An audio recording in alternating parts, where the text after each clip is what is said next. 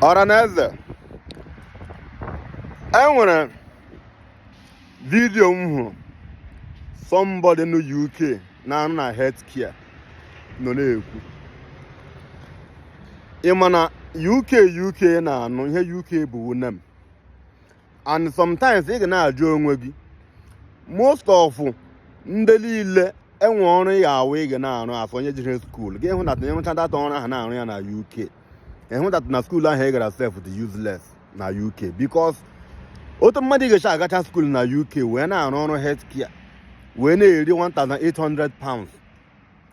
By the time ọ na-akwụrụ ụgwọ ụlọ, ọ na-erile nri, akwụrụ ụgwọ tax, akwụrụ aka gị hụ na that na ego ọha oriri agwụla.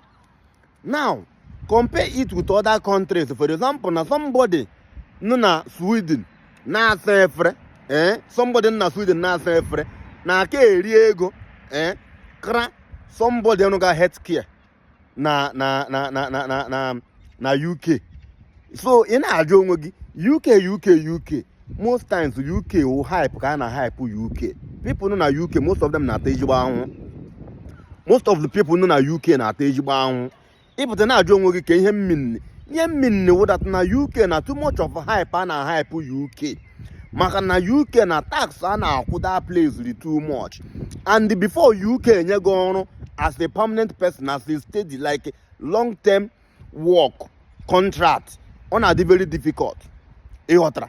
So gị hụ that na somebody nọ na Sweden na-arụ ọrụ ka nwee more advantage.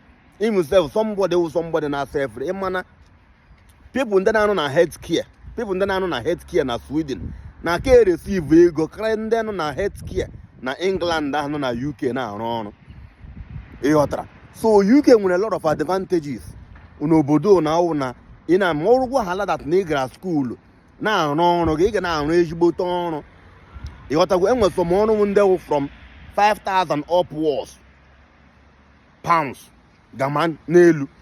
Doctors here na-eri minimum of around that kind 10,000 pounds a month. Around 10,000 pounds a month. Ị na-ajụ ọgịnị but so now ịpụta na somebody na-arụ healthcare arụ ga n'ọrụ and a na-apịa ezigbo hours dị 12 hours 13 hours just to work extra. But to Sweden here, you don't need to stress yourself that much. You go. So all we can because the most people in the friend na Sweden now on a kitchen, now on a restaurant, now say friend. And when then they receive 200 crowns per hour. 200 crowns and should be around 20 pounds, right? Or 20 pounds, yeah, per hour. So you calculate by 8 hours on your hand and over hours. Get what that na neg has skyrocket, yeah. Now in the chef no bodo, I got the chef nearly, which you go. Then I on construction, rigage bego.